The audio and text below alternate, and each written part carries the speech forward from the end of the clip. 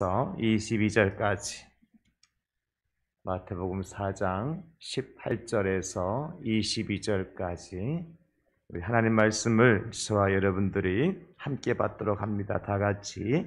갈릴리 해변에 다니시다가 두 형제 곧 베드로라 하는 시몬과 그의 형제 안드레가 바다에 금을 던지는 것을 보시니 그들은 어부라. 말씀하시되 나를 따라오라. 내가 너희를 사람을 낚는 어부가 되게 하리라 하시니 그들이 곧 그물을 버려두고 예수를 따르니라. 거기서 더 가시다가 다른 두 형제 곧 세베대의 아들 야고보와 그의 형제 요한이 그의 아버지 세베대와 함께 배에서 그물 깁는 것을 보시고 부르시니 그들이 곧 배와 아버지를 버려두고 예수를 따르니라. 아멘. 우리 교회 2월달 교회 표어는 말씀이 진리입니다. 입니다. 1월달 표어 혹시 기억나십니까? 말씀이 열쇠입니다. 오늘 2월달 첫 번째 주일을 맞이해서 그 첫 시간에 진리이신 예수님만 따라갑니다. 이렇게 제가 설교의 제목을 잡았어요. 말씀과 예수님, 그 예수님과 진리 상통하지 않습니까? 말씀이 육신이 되어 이 땅에 오신 분이 예수님이시고 그 예수님께서 내가 곧 길이요 진리요 생명이니 말씀하셨기 때문에 예수님이 말씀이시고 말씀이신 예수님이 진리다. 우리 이렇게 정리할 수 있잖아요. 그래서 진리이신 예수님만 따라갑니다. 첫 번째 주일에 설교의 제목을 그렇게 정했습니다.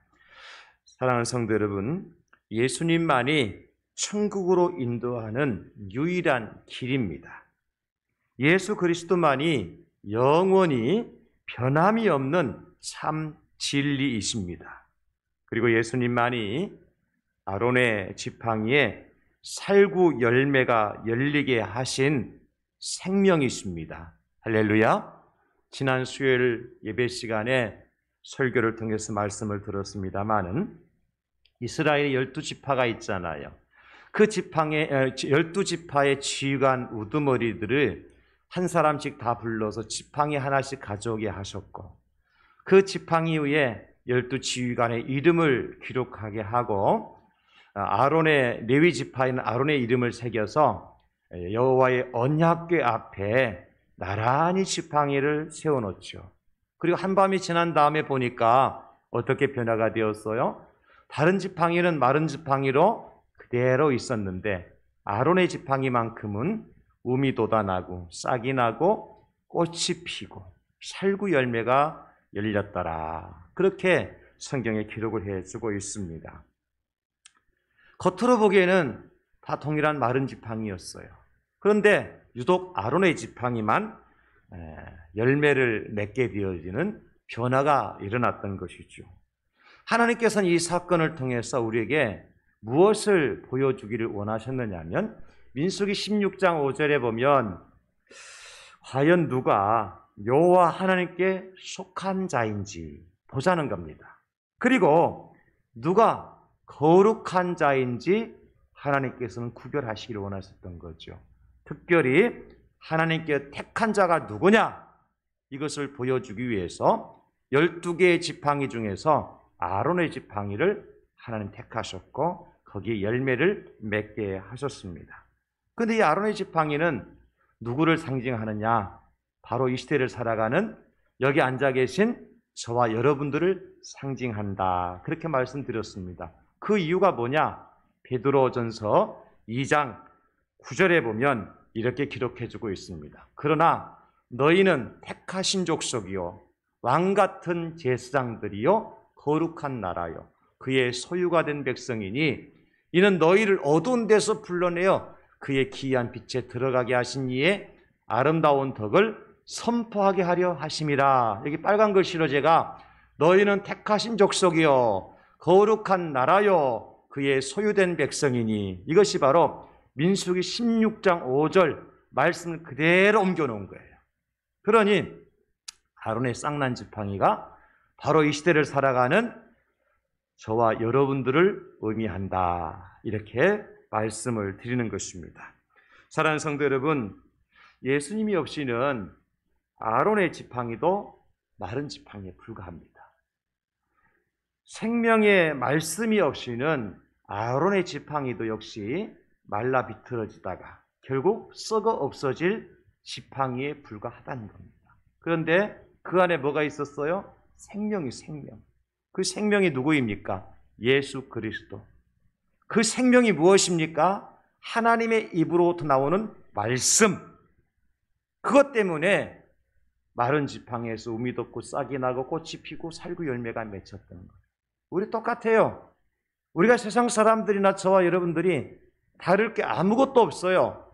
그런데 우리 안에는 예수님의 생명이 있잖아요. 하나님의 말씀이 있잖아요.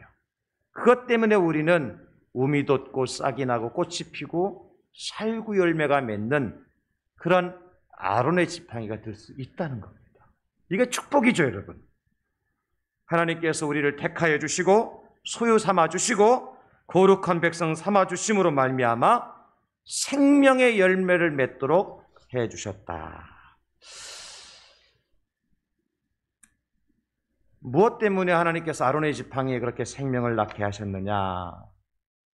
그 사건이 일어나게 된 배경이 뭐냐면, 왜 아론과 모세만 대제사장이 되어줘서 성전에서 섬기고 우리 똑같이 레위 지파인데 우리는 성전 기물이나 메고 다니고 신부는만 해야 되느냐?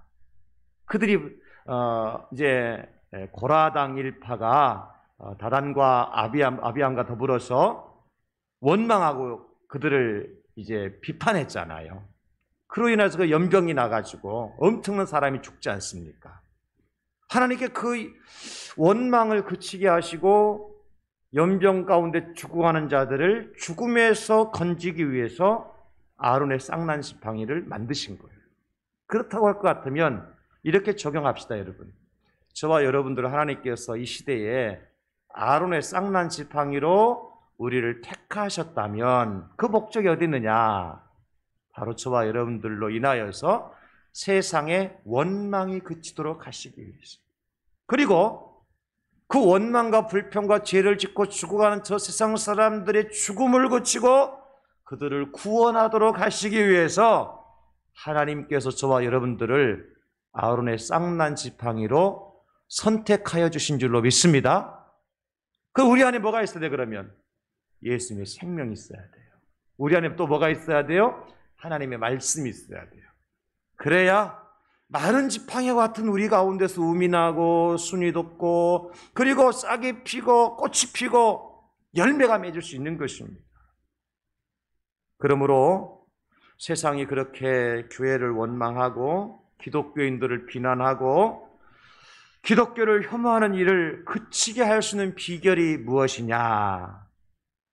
말씀으로 돌아가는 겁니다. 말씀으로 돌아가는 겁니다. 우리가 예수님께로 돌아가는 겁니다. 호세아 6장 1절 말씀처럼 우리가 여호와께로 돌아가자. 여호와께로 돌아가는 것입니다. 그래서 오늘 설교의 제목이 뭐냐면 진리이신 예수님만 따라갑니다. 제가 이렇게 정한 것입니다. 예수님만 따라갈 때 우리 안에 진리가 머물게 될 줄로 믿습니다. 예수님만을 따라갈 때 세상의 원망과 비난이 그치게 될 줄로 믿습니다. 예수님을 따라갈 때 우리가 세상을 구원하는 자들로 쓰임받게 될 줄로 믿습니다. 오늘 본문이 그것을 우리에게 말씀해 주고 있어요. 단순히 오늘 본문을 우리 예수님께서 제자들을 부르시고 많은 경우에 이 본문을 가지고 전도하라 하는데 많이 우리가 본문을 이제 들었던 내용이기도 해요. 예수님께서 그 제자들을 부른 것은 사람 낚는 어부가 되라고 했지 않느냐? 우리도 전도해야 된다. 그렇게 설교를 많이 들으셨어요. 오늘 저는 그 말씀이 틀린 말씀이 맞지만 조금 다른 각도에서 살펴본 거예요.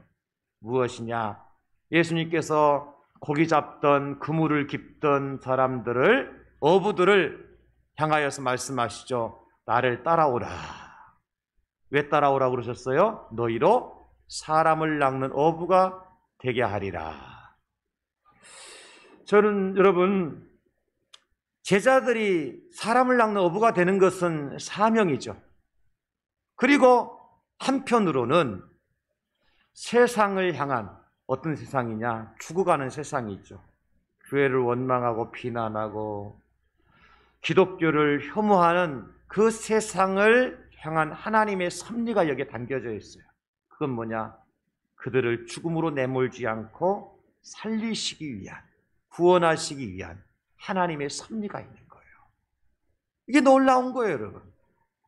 우리 하나님은 교회를 비난하고 원망하고 불평하고 혐오하는 세상이 망하도록 내버려 두시는 하나님이 아니라 그 세상을 구원하도록 하시기 위해서 세상 가운데 원망이 그치고, 그리고 세상이 교회를 비난하는 소리가 그치고 오히려 그들로 하여금 구원의 자리로 돌아오도록 하기 위해서 저와 여러분들을 불러주셨는데, 나를 따라 오너라 그렇게 부르신 줄로 믿습니다. 그리고 진리신 예수님을 따라가는 길이 세상의 비난이 끝나고 구원할 수 있는 유일한 길이다. 그런 의미에서 지금이 우리가 진정으로 예수님을 따라야 할 최고의 찬스입니다. 왜냐하면 우리나라 기독교 역사상 여러분, 지금처럼 교회가 비난을 받고 교회가 혐오의 대상이 된 적이 없어요. 기독교 역사상 그렇습니다. 통계에 의하면 지금 대한민국의 국민들이 기독교나 교회에 대하여 호감을 가지고 있는 사람들이 얼마나 될까 조사를 했어요. 그랬더니 8%가 나왔어요. 이 이야기는 무슨 뜻이냐? 100사람 중에 92사람은 기독교 하면 혀를 찬다는 거예요. 기독교인들 그러면 멀리하고 싶은 존재들. 그래서 여러분, 지금 명절이기 때문에 여러분들이 선물을 바리바리 싸가지고 이웃집에 가서 대항제일교회에서 선물 가지고 왔는데요, 그러면 문 열어줄까 안 열어줄까요? 100사람 중에 92사람은 안 열어준단 말이에요. 100개 가지고 가서 겨우 8개 나눠주고 오는 거예요. 지금 상황이 그래요. 그런데 여러분, 우리 기독교 인구가 적어도 15% 20% 얘기하잖아요. 그렇다고 할 것 같으면, 8%라고 할 것 같으면, 내가 기독교인이다, 교회 다닌다 하는 사람들조차도 교회에 대한 별 좋은 감정이 없다는 거예요. 실제로 목사님들 중에서도요, 지금 교회를 비난하고 목사를 비난하는 목사님들이 많습니다. 이거는 교회에 대한, 기독교에 대한 호감이 없다는 거예요, 그분들한테도. 이건 실제 상황이에요.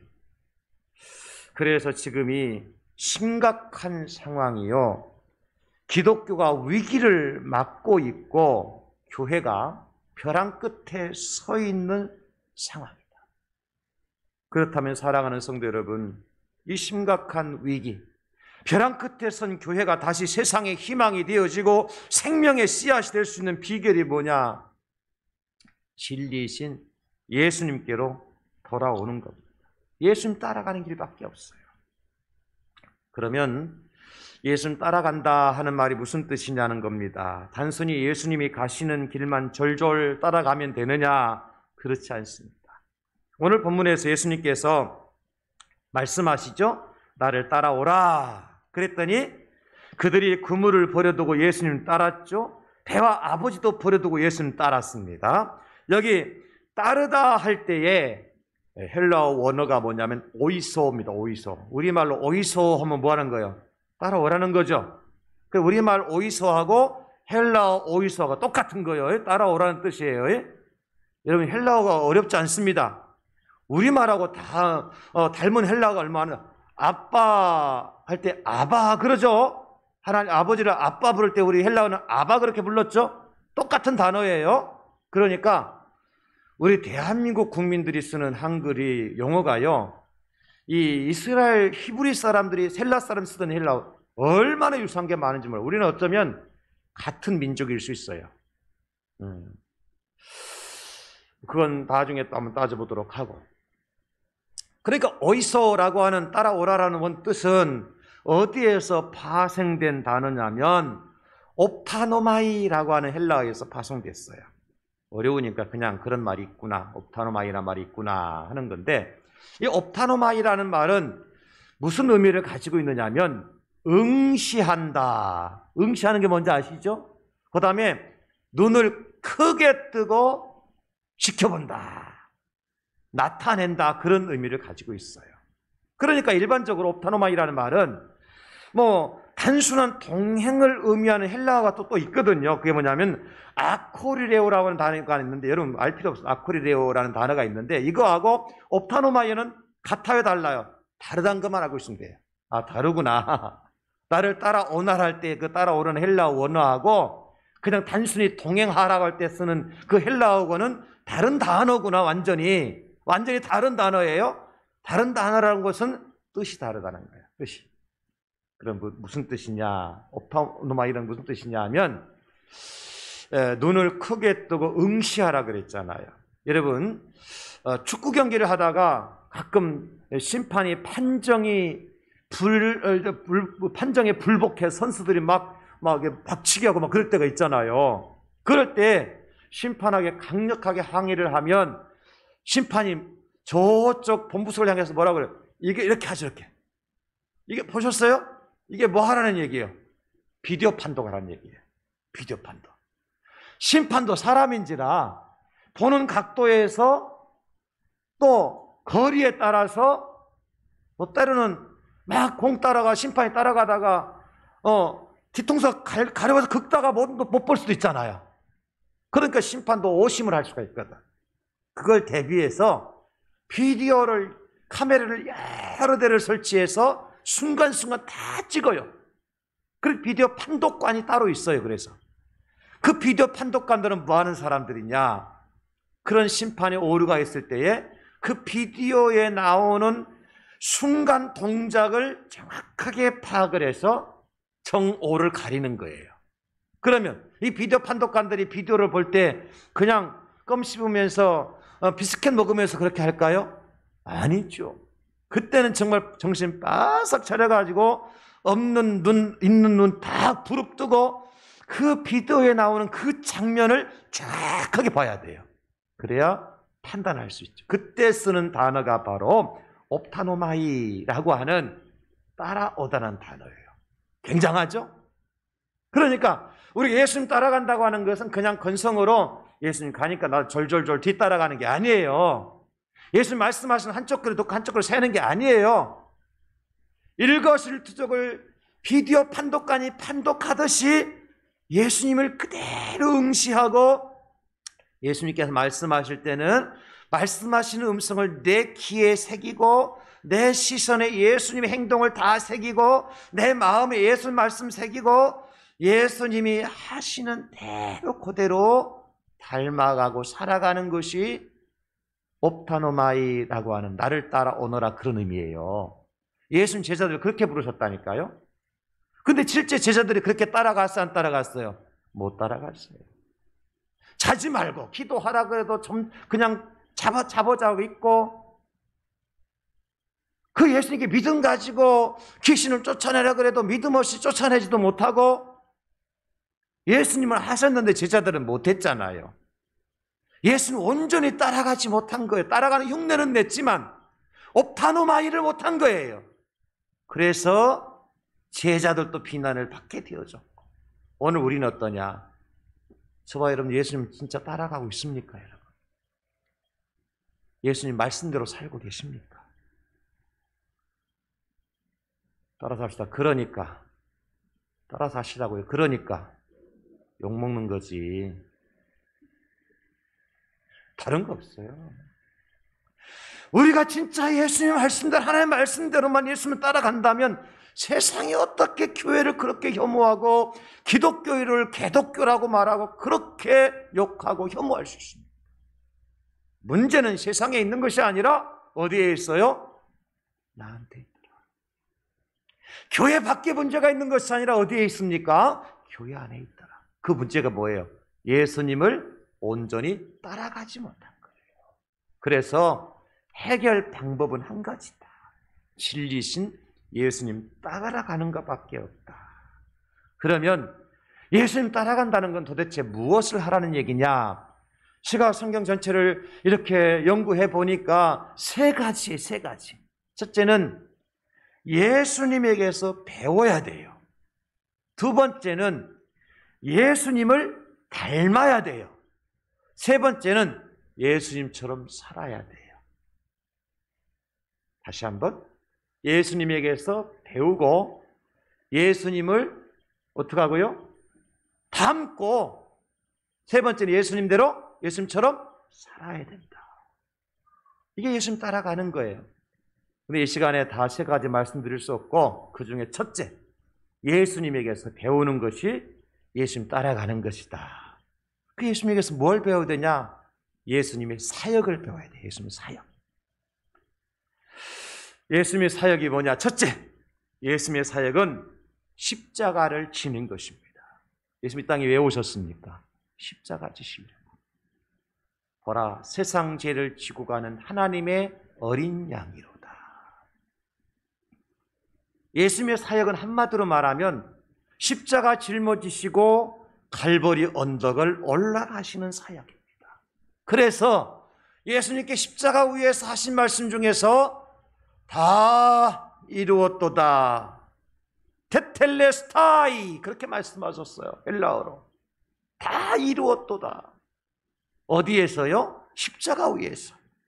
예수님의 사역이 어디에서 완성됐다는 얘기입니까? 십자가 위에서 완성된 거예요. 따라서 예수님의 사역은 십자가를 떠나서는 말할 수 없습니다. 예수님이 땅에 오신 이유가 뭐냐? 십자가를 짊어지시고 원망하고 비난하고 불평하는 세상의 원망과 불평이 끝나고 저들을 죽음에서 건져내시기 위해서 예수님이 십자가를 지고 갈보리 언덕에 올라가신 줄로 믿습니다.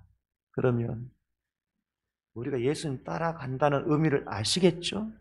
우리도 뭘 지고 가야 돼요? 십자가 지고 가는 겁니다. 그런데 여러분, 예수님 십자가가 의미하는 바가 뭡니까? 갈라디아서 3장 13절, 그리스도께서 우리를 위하여 저주를 받은 바 되사. 여기만 봅시다. 우리를 위해서 저주 받으셨다. 예수님 십자가, 누구를 위해 십자가 지셨다는 거예요? 우리를 위해서. 우리가 누굽니까? 죄인들을 위하여. 갈라디아서 6장 14절에도 그러나 내게는 우리 주 예수 그리스도 십자가 위에 결코 자랑할 것이 없으니 그리스도로 말미암아 세상이 나를 대하여 십자가에 못 박히고 내가 또한 세상을 대하여 그러하니라. 우리가 십자가에 못 박혀야 될 이유가 뭡니까? 나 때문에, 세상 때문에 십자가를 지는 거예요. 이게 십자가의 비밀입니다, 여러분. 예수 십자가 달려 고난 당하셨는데 누구를 위해서 예수님께서 무엇 때문에 십자가를 지셨느냐? 세상의 죄인들 때문에 그러시는 거예요. 예수님 죄 때문이 아닙니다, 여러분. 그죠? 예수님 잘못 때문에. 그러면 우리가 지금 이렇게 비난받고 지금 이렇게 세상으로부터 고통을 당하고 핍박을 받는데 우리가 십자가를 져야 되는 것은 누구 때문입니까? 저와 여러분들의 죄 때문이기도 하지만 오늘은 우리가 비난하는 세상 때문에, 교회를 핍박하는 세상 때문에 누가 십자가를 져야 됩니까? 저와 여러분들이 십자가 지자는 거예요. 세상의 십자가를 맡겨지고 가도록 하는 것이 아니라 우리가 세상의 죄악의 짐을 지고 원망하는 저들을 대신해서, 불평하는 저들을 대신해서, 교회를 혐오하는 저들을 대신해서 우리가 십자가를 지고 주님 따라갈 때 원망이 그치고 세상의 죽음이 끝이 난다. 그렇습니다, 여러분. 우리가 예수님의 사역을 배운다는 것은 바로 이것입니다. 저와 여러분들이 잘못하였기 때문에 당하는 고난이 아니고, 저와 여러분들의 허물로 인하여 당하는 고통이 아니고, 저와 여러분들의 죄값으로 말미암아 치르는 죽음이 아니라 우리가 누굽니까? 세상의 빛이요, 세상의 소금 아닙니까? 세상 속의 빛이요 세상 속의 소금이잖아요. 그러니까 우리가 세상의 짐을 대신 지고 세상의 고통을 대신 지고 세상의 비난과 원망을 대신 지고 우리가 십자가를 치고 가야 될 이유가 뭐냐? 너희는 세상의 소금이요 너희는 세상의 빛이라 말씀하셨기 때문에. 아픔과 고통을 함께하는 사람, 예수님의 십자가를 배우는 사람이다, 그렇게 말할 수 있습니다. 오늘날 현대 교회의 가장 큰 문제 중에 하나가 무엇일까 살펴보면 교회 성도들도요, 희생이나 헌신도가 너무 낮아지고 있다는 거예요. 나를 희생하려고 하지 않아요. 내가 손해보려고 하지 않아요. 내가 좀 헌신하려고 하지 않아요. 그러다 보니까 교회 안에서 교회 청소는 누가 해야 됩니까? 하면 시간 되는 사람하고 안 되면 청소 영역회사 불러서 시키면 되죠. 그럽니다. 교회 식당 봉사는 누가 하죠? 그러면 다 바쁜데 뭐 요즘에 외주 주면은 주일날 하루 와가지고 점심 한 끼 해주면 돈 얼마 안 들어도 그 아주머니들 와갖고 밥 해주고 설거지 다 해주고 갑니다. 그렇게 얘기합니다. 차량은요, 렌트카 회사 부르면요, 주일날 와가지고 기사들이 다 와서 운행해주고 기사 팁도 안 줘도 되고 뭐 월급만 얼마 주면 됩니다. 한 달에 4번 오는 거 그 얼마 안 줘도 됩니다. 그렇게 하면 됩니다. 교회 안에서 이루어지는 모든 봉사, 지휘자는 누가 할까요? 찬양 반주는 누가 할까요? 아니 대학 교수도 있고 찬양 성악가들도 있는데 그들 한 주에 20만 원씩 주고 한 달에 60만 원만 주면 얼마든지 지휘도 하고 반주도 하고 하는데 뭐 아이들 고생시킬 필요가 있습니까? 그럽니다. 실제 그렇게 하고 있어요. 교회들마다. 실제로. 거기다가 교회에 노조가 생겼어. 노조가. 뭐 하기 위해서? 교회의 직원들, 부교육자들한테 최저임금대로 주지 않으면 노동청에 고발하겠다는 거예요. 그래서 고발당한 교회들도 있습니다. 지금 교회가 그러니까 세상이 뭐라 그래요? 너희들이나 우리나 다른 것이 뭐 있노? 그러는 거예요. 다를 게 있어요? 없어요? 없어요. 뭐 때문에 그런 말을 들어요? 교회는 뭔가 봉사하고 희생하고 헌신하고 교회 자체만 아니라 세상을 향해서도 봉사하고 희생해야 되는데 좀처럼 그런 일을 하지 않으니까 너희들이나 우리나 다른 것 없다 그러면 욕하고 멸시하고 경멸하고 혐오하는. 그래서 여러분 해결 방안이 뭐예요? 해결 방안. 예수님 따라가는 길밖에 없다. 제가 감사한 거는 우리 교회 이 코로나19로 인해서 예배 시간이 주일 오전만에 1부 9시, 2부 10시 10분, 3부 11시 20분 이렇게 나누어서 드리잖아요. 여러분들 11시 20분 1, 2, 3부 중에도 인원이 가장 적게 모이는 시간이 이 시간에 여러분들이 1, 2부 시간에 가장 많이 와요. 근데 제가 사실 1부 예배 드리는 분들한테 미안한 감이 없지 않아 있어요. 그때 피아노 반주도 와서 해야 되고 방송실도 와서 일찌감치 와서 9시 예배니까 늦어도 8시부터는 와가지고 준비하잖아요. 8시까지 오려면 집에서 몇 시 출발해야 되겠어 대체. 그럼에도 불구하고 원망하고 불평하지 않고 시간 나뉘어진 시간에 봉사하고 한 번 봉사할 거 2번, 3번 해야 되고 시간에 정한 시간에 예배 드리는 것은 나를 내려놓지 않고는 할 수 없는 일이잖아요. 여러분들이 그런 일에 순종하고 함께 한다는 것은 여러분 이게 바로 주님의 십자가 지고 따라가는 거예요. 다른 게 아니에요.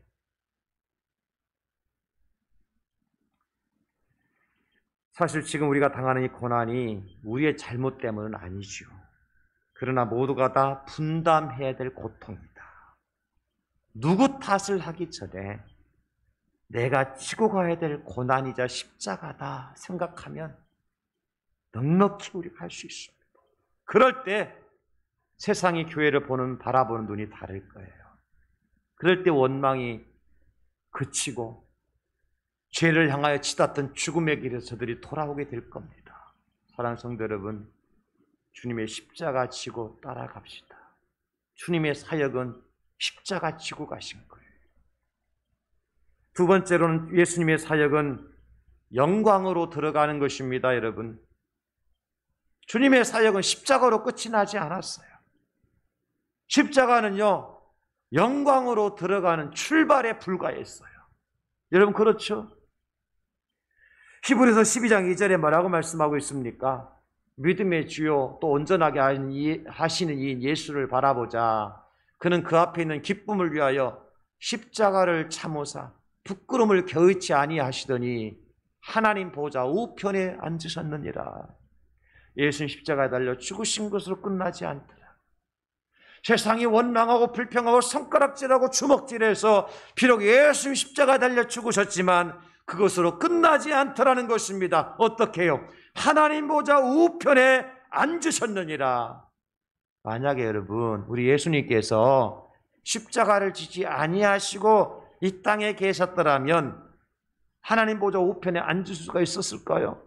어떤 일이 벌어졌을까요? 여전히 사람들은 예수님을 비난하고 원망하고 십자가에 못 박으라 그러고 욕하고 제자들을 핍박했을 거예요. 그러나 십자가 지니까 그것이 끝나더라는 거예요. 십자가는 그래서 영광으로 들어가는 출발에 불과한 거예요.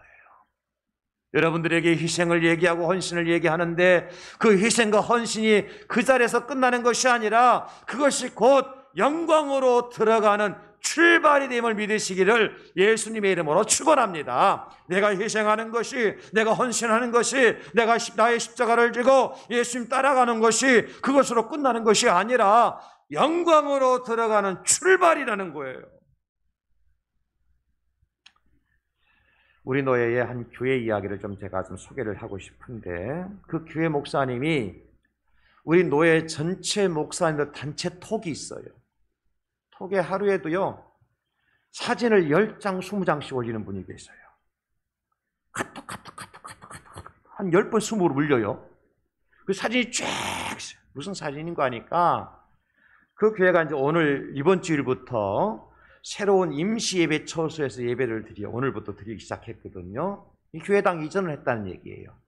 원래 있던 교회당을 팔고 새로운 교회당을 한 1년 동안 짓기 전에 임시 예배 처소에서 1년 동안 예배를 드리려고 200평 규모의 건물을 얻어서 전체가 한 200평 돼요. 한 층인데 200평 되는 건물을 얻어서 임시 예배 처소를 꾸몄어요. 거의 한 2-3달 걸린 것 같아요. 그 걸린 시간이. 누가 했느냐? 그 교회 장로님들을 중심으로 해서 교인들이 100% 했어요. 전기, 모든 인테리어, 밑에 카페트 까는 거, 주방 설비, 카페, 목양실 꾸미는 거, 모든 것을 단 한 사람의 외부의 업자를 부르지 않고요, 교인들이 2-3달 동안에 거기에 매달려가지고 완벽하게 세팅을 싹 해놓고 오늘부터 이제 예배를 드리는 거예요. 그 장면을 매일같이 올리는 거예요. 막 짐 들고 달리는 거, 카페 까는 거, 카페트 까는 거, 전등 다는 거, 막 두드려 빼면 부수는 거, 그런 거 있잖아요. 우리 교회는 지금 이렇게 하고 있습니다. 장로님들이 이렇게 하고 있습니다. 권사님들이 이렇게 하고 있어. 그러면서 전 노예 목사님들한테 약 올리고 있는 거예요. 지금 그 담임 목사님. 그래서 참 신기하더라고. 저는요, 이사할 때도 이삿짐 센터에 트럭 하나 빌리지 않았어요. 다 교인들이 승용차로, 짐차로, 봉고차로, 이 장의자까지 다 날라가지고 예배당을 꾸며서 오늘도 예배 드리는. 참 대단하다. 요즘도 저런 이상한 교회가 있나. 저거 이단 아이가 할 정도로. 근데 그 교회가 어떤 복을 받았느냐. 재작년에 그 교회당을 팔려고 그러니까 업자가 32억 준다 그랬어요. 그래서 교회에서는 우리 35억 좀 주라. 그래서 3억 때문에 서로 밀고 땡기다가 매매를 못했어요. 교회당을. 32억 주면 팔았는데. 그 작년에 이제 몇 달 안 된 거예요. 그러니까 이제 벌써 2021년도, 2020년도에 얼마 주고 그 교회당을 팔았느냐? 60억 주고 팔았어요. 몇 달 만에, 햇술은 1년이죠. 32억 준다고 하는 것을 갖다가 안 팔았는데 60억 주고 팔았다고. 놀라지도 않네. 그게 또 끝이 아니야. 새로운 예배당을 지으려고 한 200평 땅을 샀어요. 한 200평 땅을 샀는데 계약서 쓰자마자 8억 더 줄게 팔아라. 계약서 쓰자마자 8억 더 줄게 팔아라. 여러분, 사람이 하는 일이 아니겠죠.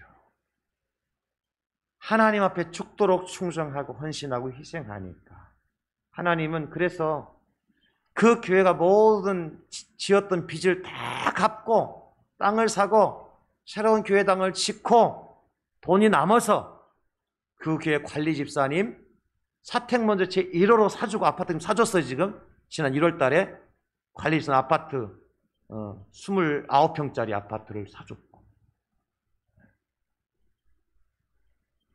하나님께서 하시는 일이요 정말 기가 막히죠.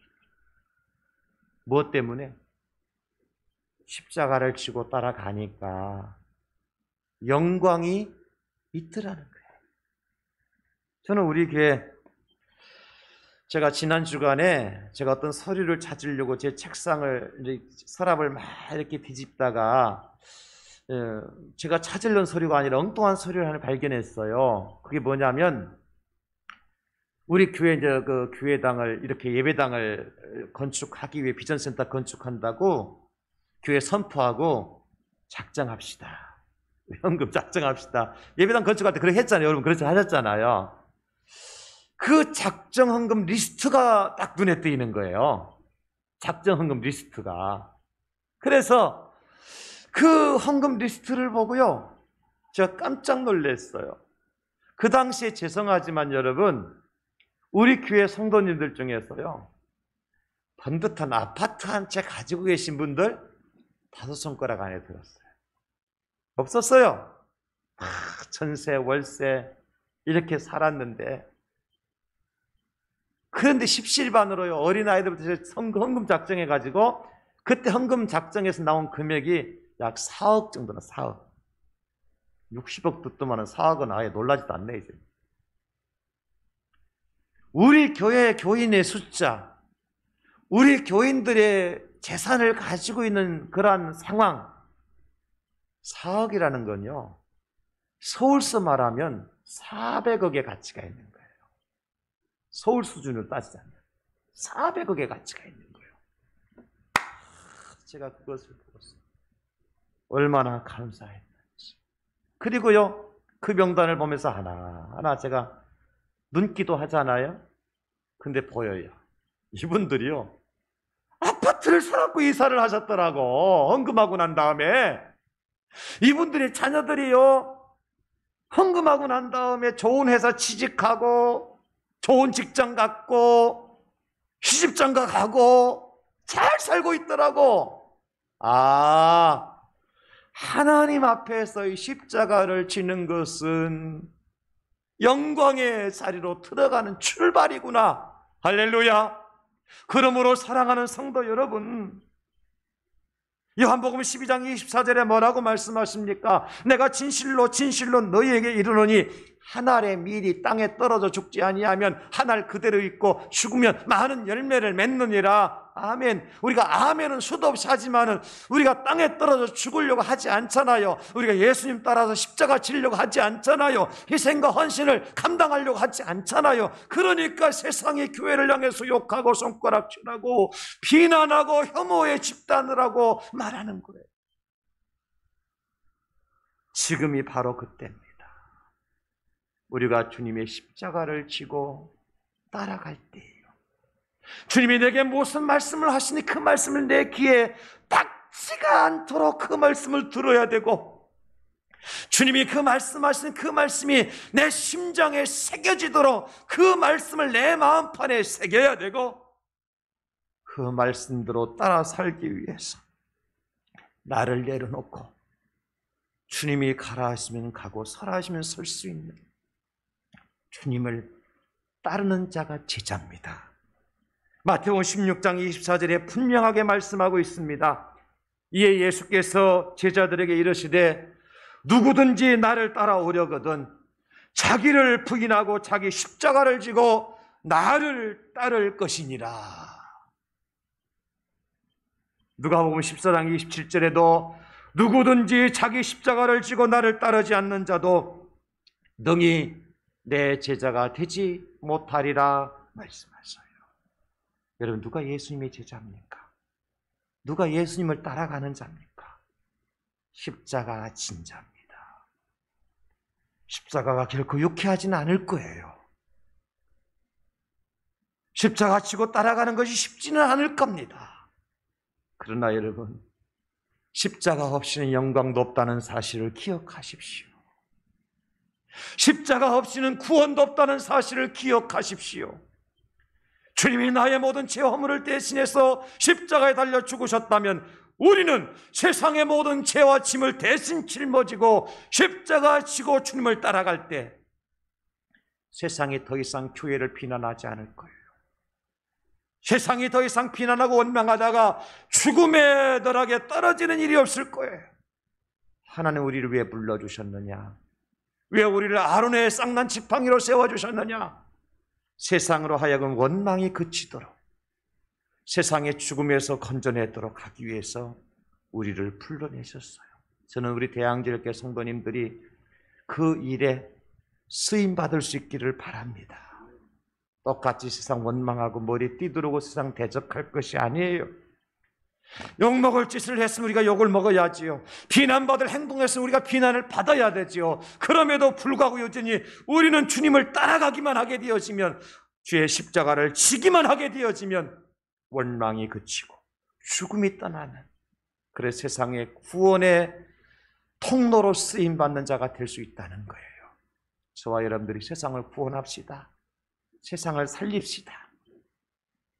세상이 교회를 해서 원망하는 것이 아니라 교회를 칭찬하고 자랑하고 교회를 격려하는 일이 저와 여러분들의 손에 달려 있어요.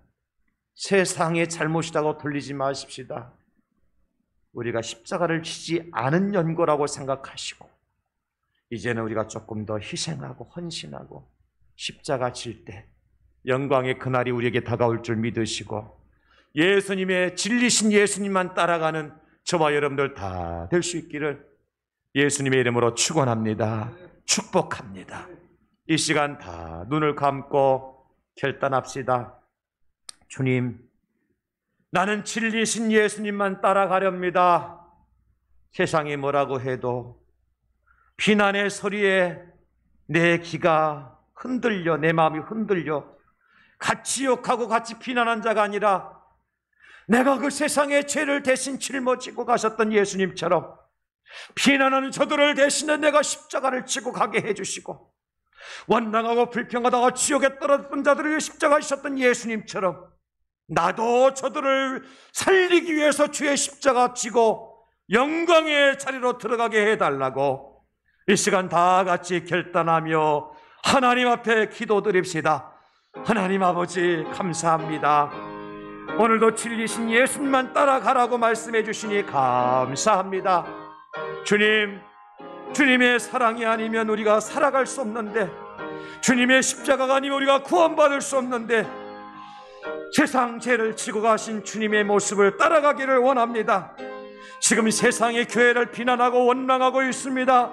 기독교를 핍박하고 있습니다마는 우리가 그 세상을 원망하고 비난하는 것이 아니라 우리 예수님처럼 우리가 지고 갈 십자가를 지고 예수님 따라감으로 말미암아 세상의 원망이 그치게 하시고 불평이 떠나가게 하시고 죽음의 나락에 떠나가는 자들을 구원하고 살려내는 일에 우리가 온전한 제자로 쓰임받을 수 있도록 저희들의 주의 십자가를 지고 따라가게 해주시고 하나님께서 예비하신 영광의 나라에 들어가는 날을 소망하며 희생하며 헌신을 봉사하며 주님 앞에 하늘에 썩어 죽어가는 열매가 되도록 비라리 되도록 우리의 행할 일을 가르쳐 주시고 우리 예수님께서의 사역을 배우고 그 사역을 따라갈 수 있는 예수님의 진정한 제자들이 되게 하여 주시옵소서. 감사합니다. 우리에게 힘을 주시고 감당할 능력도 주시옵소서. 감사합니다. 주님, 주님의 십자가 지고 주님을 따라감으로 말미암아 세상의 원망이 그치게 하시고 죽어가는 저들을 구원하는 일로 우리가 쓰임받게 하여 주시옵소서. 그 일을 감당할 수 있도록 힘을 주시고 능력을 주시고 권세를 주시고 무엇보다도 하나님을 사랑하는 마음, 이웃을 내 몸처럼 사랑하는 마음을 우리에게 넘치도록 부어 주시옵소서. 예수님의 이름으로 기도드리옵나이다. 아멘.